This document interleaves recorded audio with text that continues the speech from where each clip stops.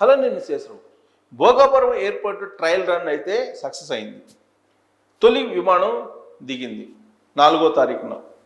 కేంద్ర విమానయాన శాఖ మంత్రి రామ్మోహన్ నాయుడు అలాగే ఇతర ఎంపీలు వీళ్ళు ప్రత్యేకమైన విమానంలో ఢిల్లీ నుంచి భోగాపురం ఎయిర్పోర్ట్కి వచ్చి ల్యాండ్ అయ్యారు. సక్సెస్ అయింది, ట్రయల్ రన్ సక్సెస్ అయింది. జూన్లో ఫుల్ ప్లెడ్జ్డ్గా భోగాపురం విమానాశ్రయానికి సంబంధించినటువంటి పనులు మొత్తం ప్రారంభం కాబోతున్నాయి. ఇది జిఎంఆర్ నిర్మించింది. జిఎంఆర్కి 40 సంవత్సరాల పాటు దాన్ని లీజుకి ఇచ్చారు.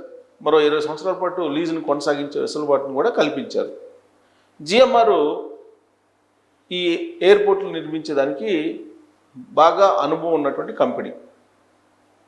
ఆ కంపెనీ నిర్మించినటువంటి ఎయిర్పోర్ట్ ఇది. ఇది ఎవరి హయాంలో నిర్మించారు? అసలు దీనికి ఆద్యం పోసింది ఎవరు? దీనికి బీజం వేసింది ఎవరు? దీంట్లో చంద్రబాబు నాయుడు గారి ప్రయత్నం ఎంత, జగన్మోహన్ రెడ్డి గారి ప్రయత్నం ఎంత అనే దాని మీద ఇప్పుడు చర్చ జరుగుతుంది. దానికి కారణం ఏంటంటే భోగాపురం ఎయిర్పోర్ట్లో ట్రయల్ రన్ సక్సెస్ అయిన తర్వాత జగన్మోహన్ రెడ్డి గారు ఒక ట్వీట్ చేశారు. ఇది నేనే ప్రారంభించాలి, నేనే దాన్ని విమానాశ్రయాన్ని పనులను వేగవంతం చేశాను, ఆ క్రెడిట్ నాకు దక్కాల్సినటువంటి క్రెడిట్ని చంద్రబాబు నాయుడు గారు తీసేసుకుంటున్నారు అనేటువంటి ట్వీటు చేయటం జరిగింది. గతంలో గూగుల్ డేటా సెంటర్ విషయంలో కూడా ఇదే జరిగింది.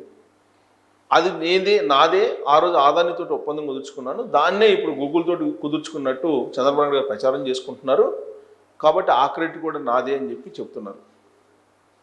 అంతకుముందు సెకీతో కుదుర్చుకున్నట్టు ఒప్పందాల కారణంగా ఆంధ్రప్రదేశ్ ప్రజలకి లాభం చేకూరుతుంది ఎలక్ట్రిసిటీ విషయంలో, కాబట్టి తనకి సన్మానం చేయాలని చెప్పి జగన్మోహన్ రెడ్డి గారు చెప్పారు. అన్నీ మంచిగా చేశానని చెప్పి చెప్తున్నారు. చంద్రబాబు నాయుడు గారు ఏది శంకుస్థాపన చేసినా, దేన్ని ప్రారంభించినా, ఏ కార్యక్రమం పూర్తయినా అది నాదే అని చెప్పి జగన్మోహన్ రెడ్డి గారు చెప్పుకునేటువంటి ప్రయత్నం చేస్తున్నారు. సరిగ్గా ఈ పాయింట్ దగ్గరే తెలుగుదేశం పార్టీ వాళ్ళు అభ్యంతరం పెడుతూ ఉన్నారు. అసలు భోగాపురం ఎయిర్పోర్ట్కి బీజం వేసింది ఎవరు? ల్యాండ్ ఎప్పుడు కేటాయించారు? ఎప్పుడు శంకుస్థాపన చేశారు? జగన్మోహన్ రెడ్డి గారు మళ్ళీ శంకుస్థాపన రెండోసారి ఎప్పుడు చేశారు? ఇవన్నీ హిస్టరీ తీస్తూ ఉన్నారు. దానికి సంబంధించినటువంటి బ్రీఫ్ హిస్టరీ మీకు అందజేస్తాను. దాన్ని బట్టి ఈ భోగాపురం ఎయిర్పోర్టు నిర్మాణానికి సంబంధించి ఎవరు కీ రోల్ పోషించారు, చంద్రబాబు గారా లేదంటే జగన్మోహన్ రెడ్డి గారా అనేది మీరే ఒక స్పష్టతకి రావచ్చు. సో ఇక్కడ భోగాపురం ఎయిర్పోర్ట్ని 2015లో భోగాపురంలో ఎయిర్పోర్ట్ ప్లాన్ చేశారు చంద్రబాబు నాయుడు గారు. విడిపోయిన ఆంధ్రప్రదేశ్కి తొలిసారి ముఖ్యమంత్రి అయిన తర్వాత చంద్రబాబు నాయుడు గారు 2015లో భోగాపురం ఎయిర్పోర్ట్కి ప్లాన్ చేశారు ఆయన.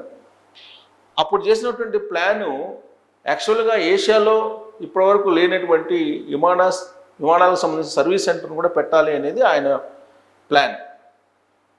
అంతేకాదు ఇంటర్నేషనల్ ఎయిర్పోర్ట్తో పాటు ఒక యూనివర్సిటీని కూడా, ఏవియేషన్ యూనివర్సిటీని కూడా అక్కడ పెట్టాలనేది ప్లాన్.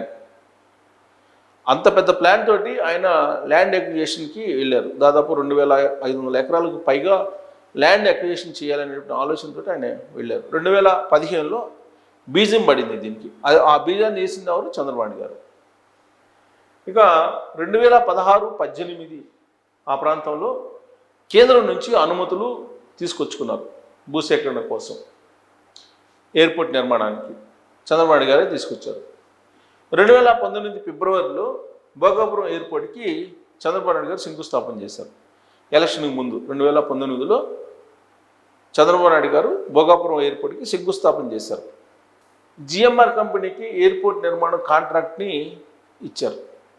జిఎంఆర్ కంపెనీ అప్పటికే ఎయిర్పోర్ట్లు నిర్మించింది కాబట్టి, ఈవెన్ శంషాబాద్ ఎయిర్పోర్ట్ కూడా జిఎంఆర్ఏలో నిర్మించింది, అలాగే ఢిల్లీ ఎయిర్పోర్ట్ జిఎంఆర్ఏ కాబట్టి అనుభవం ఉన్నటువంటి ఆ కంపెనీ కాబట్టి జిఎంఆర్కి ఆ కంపెనీ నిర్మాణ బాధ్యతలని చంద్రబాబు గారు అప్పచెప్పారు.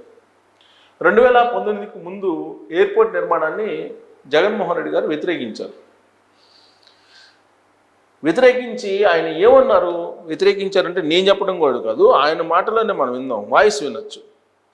ఆయన ఈ ఎయిర్పోర్ట్కి సంబంధించి, భోగాపురం ఎయిర్పోర్ట్కి సంబంధించి ఆయన ఒక మాట అన్నారు. ఎర్ర బస్సు కూడా రాదు ఇక్కడికి ఎర్ర బస్సులు కూడా రానటువంటి ఈ ప్రాంతానికి ఎయిర్పోర్ట్ అవసరమా అని. ఇది ఆయన అన్నది చూడండి, నేను వినిపిస్తాను. ఆ రోజు ఆయన మీటింగ్లో ఇదిగోండి.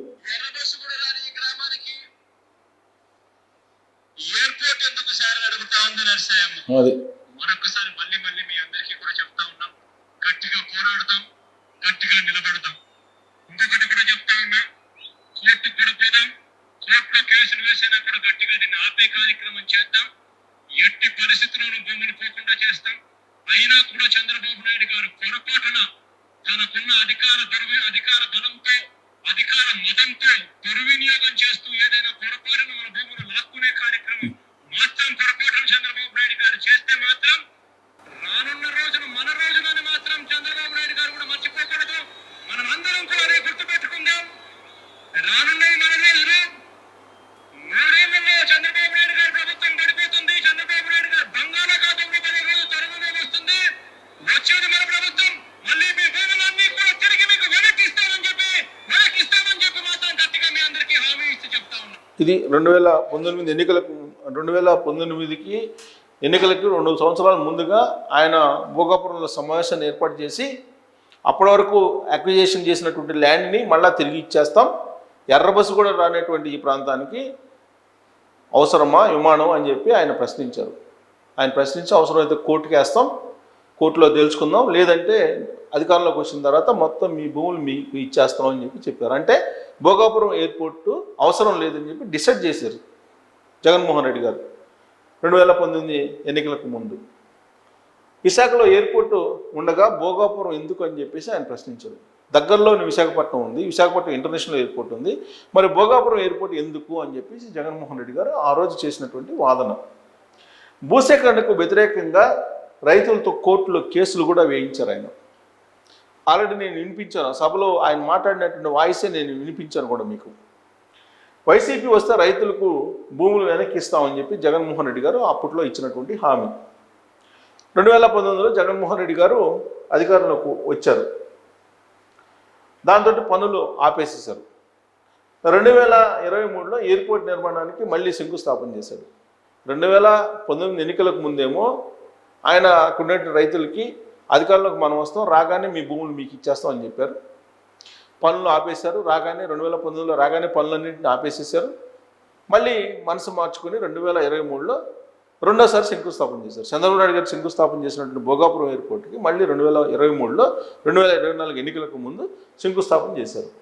గతంలో ఇచ్చినటువంటి జిఎంఆర్ సంస్థకే నిర్మాణ బాధ్యతను అప్పచెప్పారు. జిఎంఆర్కి అప్పచెప్పారు. చంద్రబాబు నాయుడు గారు ఏ కంపెనీకి అయితే అప్పచెప్పారో ఆ కంపెనీకే నిర్మాణ బాధ్యతను కూడా అప్పచెప్పారు. కూటమి అధికారంలోకి వచ్చే నాటికి 23% పనులు పూర్తయ్యాయి. ఇది ఆన్ రికార్డ్ జిఎంఆర్ చెప్తున్నది. చంద్రబాబు చొరవతో కేంద్రం నుంచి ఇప్పుడు వివేకంగా నిధులు వచ్చేస్తున్నాయి. విమానయాన శాఖ మంత్రిగా రామ్మోహన్ నాయుడు ఉన్నారు కాబట్టి స్పెషల్ ఫోకస్ పెట్టారు. 18 monthsలోనే దీన్ని పూర్తి చేయాలని చెప్పి టార్గెట్గా పెట్టుకొని ఆ మేరకు పూర్తి చేశారు. జనవరి 4వ తారీఖున ఫస్ట్ ట్రయల్ రన్ జరిగింది, అది సక్సెస్ అయింది కూడా. 26 జూన్ అంటే ఈ ఏడాది జూన్ నాటికి పూర్తి స్థాయిలో ఎయిర్పోర్ట్ ఆపరేషన్స్ అన్నీ కూడా అందుబాటులో రాబోతున్నాయి. ఎయిర్పోర్ట్ నిర్మాణం పూర్తయిన తర్వాత ఇప్పుడు జగన్మోహన్ రెడ్డి గారు ఆ ఎయిర్పోర్ట్ నిర్మాణ క్రెడిట్ అంతా నాకే దక్కాలి అని చెప్పి ఆయన ట్వీట్ చేశారు. మరి ఈ భోగాపురం ఎయిర్పోర్ట్కి సంబంధించిన హిస్టరీ ఆన్ రికార్డ్ నేను చెప్పాను. ఇది చూసిన తర్వాత భోగాపురం ఎయిర్పోర్ట్ విషయంలో క్రెడిట్ అనేది చంద్రబాబు నాయుడు గారికి చెందుతుందా లేదంటే జగన్మోహన్ రెడ్డి గారికి చెందుతుందా అనేది మీరే డిసైడ్ చేసి ట్రోల్ చేయొచ్చు. Thank you.